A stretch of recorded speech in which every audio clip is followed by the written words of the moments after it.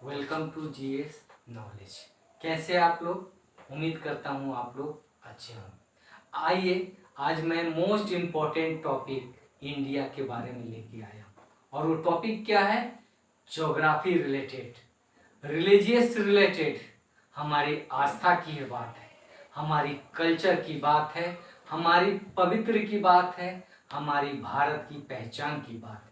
तो क्या है उस टॉपिक? तो उस टॉपिक का नाम है गंगा। ये कौन सी गंगा है?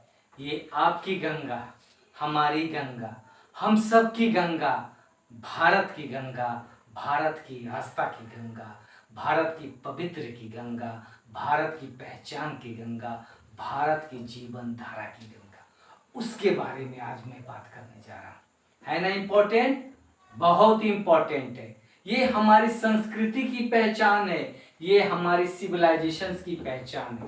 कौन सी नदी? गंगा। कितनी प्यारी नाम है गंगा। हर एक इंसान का मतलब ये ख्वाहिश होता है कि हम गंगा नदी में जाके एक बार स्नान करें। हम सब की ख्वाहिश होती है। उन्हें यह लगता है कि अगर गंगा नदी में हम एक बार स्नान करेंगे तो पवित्र हो जाएंगे। अब आइए, सवाल ये होता है, गंगा जहां से शुरू होती है और गंगा जहां पे जाके अंत करती है, उसकी सफर जो शुरू होता है 2525 किलोमीटर। अब ये 2525 किलोमीटर में पूरी अपनी कहानियां कहती है। और वो कहानियां क्या है? आइए हम उसके बारे में बात करें। तो ये गंगा की जो अपनी कहानियां है, जो गंगोत्री से शुरू होती है और बंगाल की खाड़ी में जाके जब ये पानी को अपने डिस्चार्ज करती है, इस दौरान, ये रास्ते के दौरान बहुत सारे इतिहास को बताती है, बहुत सारे सभ्यता के बारे में जानकारी देती है, बहुत सारे संस्कृति के बारे में बात देती है। तो आइए थोड़ी सी मैं इसकी इतिहास जानूं। गंगा जो है हमारी किस दिशा में है? तो अगर हम देखेंगे तो ये गंगा हमारी middle part of the Himalaya है, यानी हमारा हिमालय जो पहाड़ है उसका मिडिल पार्ट है। और अगर हम प्लेटू एरिया देखेंगे जो साउथ एरिया में, उसके ये नॉर्दर्न पार्ट है, यानी northern part of the Deccan plateau और middle part of the Himalaya, और इसके बीच में है हमारी गंगा प्लेन। समझे ना? तो ये हमारी गंगा प्लेन की ये स्ट्रक्चर है। अब आइए कुछ इसके बारे में फैक्ट्स जानें। और वो फैक्ट्स क्या है अब जानें हम। तो गंगा बेसिन, अब ये बेसिन का मतलब क्या होता है? तो बेसिन का मतलब ये होता है कि अगर और भी नदी, जिस तरह यमुना है, यमुना में और भी सहायक नदी है, जिस तरह चंबल है, ये पानी आके गंगा नदी में आके मिलती है। और जब ये पानी आके यहाँ पे अपनी इस गंगा नदी में गिराती है, तो इससे जुड़े हुए नदी जितने भी जुड़ के गंगा के नदी में जब उसका पानी आएगा तो उस एरिया को हम बेसिन एरिया कहते हैं। समझ रहे हैं ना बेसिन एरिया क्या हुआ? तो अगर गंगा बेसिन की हम बात करें तो इसका क्षेत्रफल कितना है? तो 8,61,404 स्क्वायर किलोमीटर हमारी गंगा बेसिन की क्षेत्रफल है। और ये टोटल जो हमारे नदी का जो पानी जो ये डिस्चार्ज करती है और ये पानी जो बहाती है, तो इसका 26.3% geographical area of the country, हमारी भौगोलिक जो क्षेत्रफल है, इसकी 26.3% पानी गंगा नदी के थ्रू बहती है। और ये रिवर बेसिन जो है हमारे 10 राज्यों से ये मिलती है। 10 राज्यों की पानी इस गंगा बेसिन में पानी आती है। तो कौन कौन सी है 10 स्टेट? तो आइए हम जाने। जिस तरह उत्तरांचल यूपी है, आपका मध्य प्रदेश छत्तीसगढ़ है, हरियाणा है, ठीक है, उत्तर प्रदेश है, बिहार है, वेस्ट बंगाल है, झारखंड है, और फिर हमारा एक यूनियन टेरिटरी दिल्ली है। इवन हमारा और कौन सा एरिया? राजस्थान भी है। तो इन 10 स्टेट्स की बेसिन का पानी जो है इस गंगा नदी में बहती है, हमारी पवित्र गंगा। तो ये तो बेसिन का हो गया। अब ये नदी का जो स्रोत है, मीन्स शुरुआत कहाँ से होती है, तो शुरुआत जो होती है उस नदी का नाम भागीरथी है। वहाँ पे गंगा नहीं कहा जाता, वहाँ पे इसका नाम भागीरथी है। और ये कहाँ से ओरिजिनेट करती है, तो ये ओरिजिनेट करती है गंगोत्री ग्लेशियर एट गौमुख। ये कहाँ पे है, तो उत्तरकाशी डिस्ट्रिक्ट। ये कहाँ पे आज की डेट पे पड़ेगा, तो उत्तरांचल में। समझ रहे हैं ना। तो ये तो इसकी स्रोत की इतिहास है। अब आइए ये गंगा नदी की जो शुरुआत जो होता है और उस शुरुआत होने के बाद उसकी कौन कौन सी नाम से जाना जाता है, तो पहले ये अब हम जानें, ठीक है। तो इसमें कुछ बातें हमें याद रखनी है। वो कौन सी बातें हैं, तो आइए, गंगा नदी जो है ये संगम का भी नदी कहा जाता है। 5 संगम की नदी मिलके तब ये गंगा बनती है। समझे ना बात। तो सबसे पहले जो ये 5 संगम बनती है उसका हम नाम जान। तो पहला नाम जो होता है जहां पे इसका नाम पड़ता है वो है देवप्रयाग। देवप्रयाग। अभी देवप्रयाग ये वो जगह है जहां पे कॉन्फ्लुएंस यानी भागीरथी रिवर जो है किससे कॉन्फ्लुएंस करती है, संगम बनाती है, अलकनंदा रिवर। एक हो गया। कहां पे बनाती है, देवप्रयाग में। दूसरी जो है वो है रुद्रप्रयाग। अब ये रुद्रप्रयाग, अब यहां पे किन 2 नदियों का कॉन्फ्लुएंस होता है, तो उस नदी का नाम है मंदाकिनी। ये हमारे एग्जाम ओरिएंटेड बहुत इंपॉर्टेंट क्वेश्चंस इससे आते हैं कि सवाल पूछा जा सकता है कि मंदाकिनी रिवर और अलकनंदा रिवर जहां पे कॉन्फ्लुएंस करती है उस जगह का क्या नाम है, तो उस जगह का नाम रुद्रप्रयाग है। अब आइए तीसरा हम जाने, तीसरा संगम जहां पे होता है उसका क्या नाम, तो उसका नाम है नंदप्रयाग।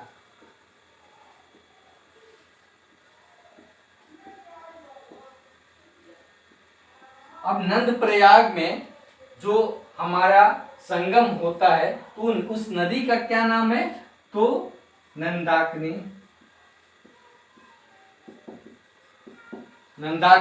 और अलकनंदा रिवर। ठीक है। चौथा नंबर जो है उस जगह का नाम है कर्णप्रयाग।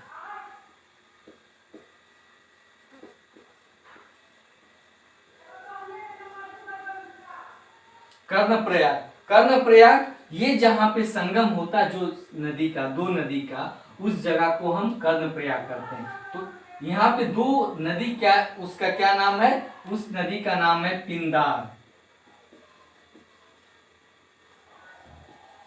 पिंदार और अलकनंदा। समझ रहे हैं ना बात, अलकनंदा। 5वां जो होता है उस जगह का नाम है विष्णुप्रयाग।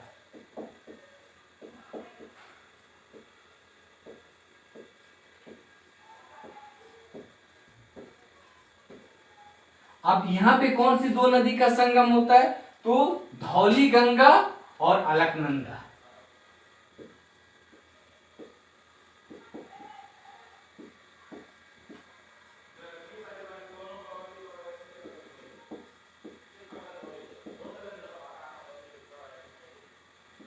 धौली गंगा और अलकनंदा की जब 2 नदी मिलती है विष्णुप्रयाग पे, तब उस जगह का नाम को हम कहते हैं विष्णुप्रयाग। तो ये 5 हुए ना संगम।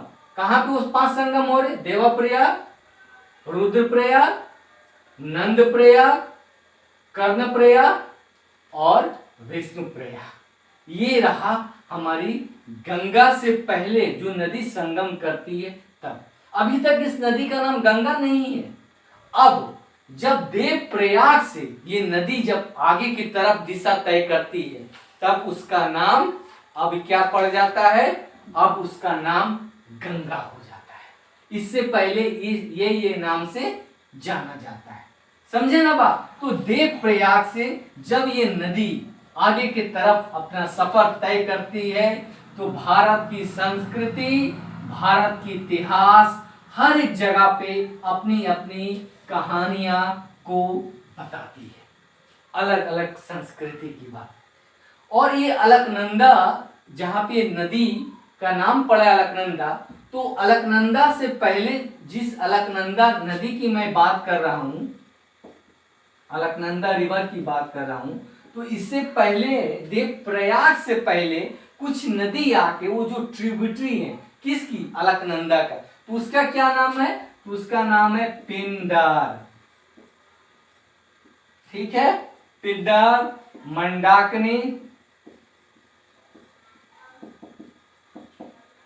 पिंडर, मंडाकिनी, धौली गंगा,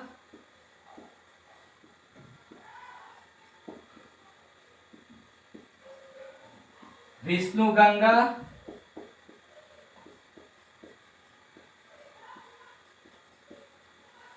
ये सब आके पानी अलकनंदा में इनकी पानी आके मिलती है।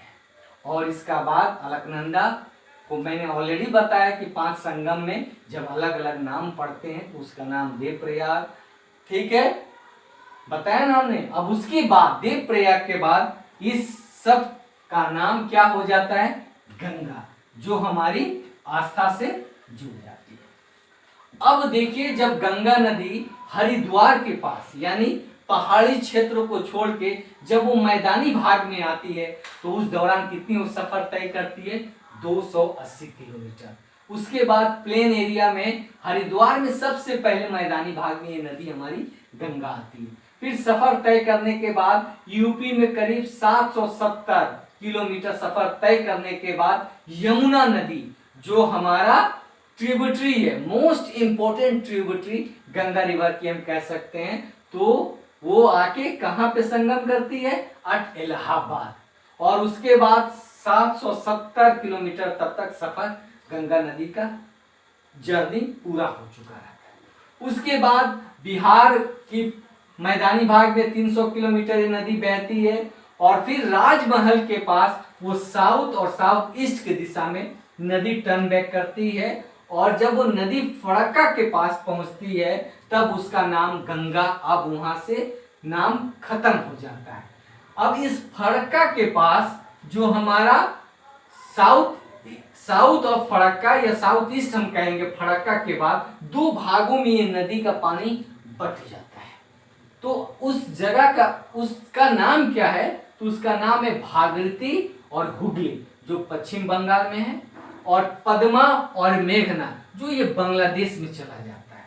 तो हमारी नदी गंगा भारत से शुरू होकर ये वेस्ट बंगाल की अंतिम स्टेट है हमारी भारतीय स्टेट, उसके बाद ये कहाँ एंट्री करती है, बांग्लादेश में, और बांग्लादेश में इसका नाम बदल जाता है, पद्मा हो जाता है। ठीक है, फिर अब जाके बंगाल की खाड़ी में जाके अपने पानी को डिस्चार्ज करती है। इस दौरान ये देखिए हरिद्वार, इलाहाबाद, राजमहल, ये सब जगह से जब गुजरती है नदी तो हर एक जगह की कहानियां, हर एक जगह की इतिहास ये नदी बताती है कि इस जगह पे वाराणसी सिटी बसा हुआ, जिसकी अपनी संस्कृति है, अपनी पहचान है। उसके बाद पटना आती है तो बिहार की जो राजधानी है, और उसके बाद फिर ये फड़क्का होते हुए कहाँ चली जाती है, बंगाल की खाड़ी में चली जाती है। तो ये सब तो इसकी कहानी है। तो अब आइए, अगर हम एरिया वाइज देखेंगे तो इस नदी का पानी सबसे ज्यादा किस स्टेट में बहता है, तो अगर हम ये देखेंगे तो सबसे ज्यादा पानी जिस स्टेट में ये बहता है वो है उत्तर प्रदेश। ये करीब उत्तर प्रदेश में इसका एरिया 1140 किलोमीटर, ये यूपी में इसकी पानी की क्षेत्रफल है। ठीक है, और उसके बाद ये नदी गंगा नदी, एक और भी से इंपॉर्टेंट क्वेश्चन एग्जाम में आते हैं कि कौन से 2 स्टेट के बीच में सबसे ज्यादा बाउंड्री तय करती है, तो वो है बिहार एंड यूपी। बिहार और यूपी में करीब 110 किलोमीटर की बाउंड्री यानी रेखा, दो स्टेट की रेखा ये गंगा नदी हमारी तय करती है। अब आइए एवरेज ग्रेडियंट ऑफ रिवर यानी नदी का जो ग्रेडियंट, रिवर का बहाव जो है वो कितना है। तो एवरेज, ये एग्जाम में क्वेश्चंस आते हैं, average gradient of Ganga river की कितनी है, तो ये है आपकी 9.5 सेंटीमीटर पर किलोमीटर, यानी हर किलोमीटर पे 9.5 सेंटीमीटर की एवरेज ग्रेडियंट है इस हमारी गंगा नदी की। ठीक है, अब तो ये बात हो गई। अब आइए हम जाने ये गंगा नदी किस तरह ये एक भारत की मुख्य नदी बन गई। क्या अचानक अपने आप में बनी? तो नहीं, इस गंगा रिवर में बहुत सारे ट्रिब्यूटरी आके जुटे हैं। अब ये ट्रिब्यूटरी क्या होता है? तो ट्रिब्यूटरी का मतलब ये होता है जब कोई छोटी सी नदी आके एक मेन नदी में जुड़ती है तो उसे हम ट्रिब्यूटरी कहते हैं। अब ये ट्रिब्यूटरी में हम ये जानेंगे भारत की जो इस गंगा नदी जो मुख्य नदी है इसकी दो ब्रांचेस यानी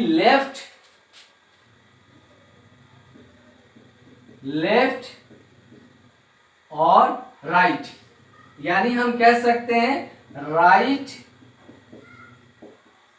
और लेफ्ट ट्रिब्यूटरी गंगा की क्या है। तो लेफ्ट में अगर देखेंगे, तो लेफ्ट में जो ट्रिब्यूटरी बनती है उसका नाम है रामगंगा।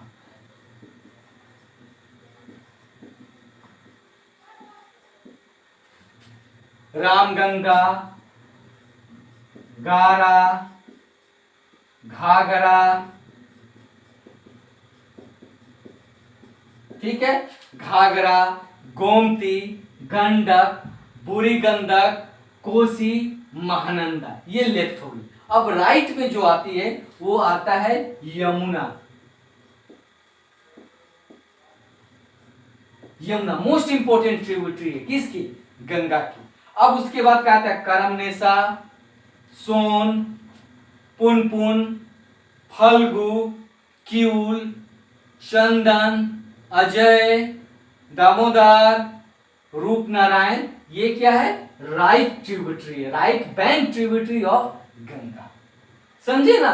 तो ये विशेषताएं हमने आपको जीएस नॉलेज में गंगा के रिवर के बारे में कुछ बताया। इसके बारे में नेक्स्ट वीडियो में और इसके इतिहास के बारे में मैं आपसे शेयर करता हूं। आप हमारे चैनल को सब्सक्राइब करें और खूब वॉच करें। Thank you.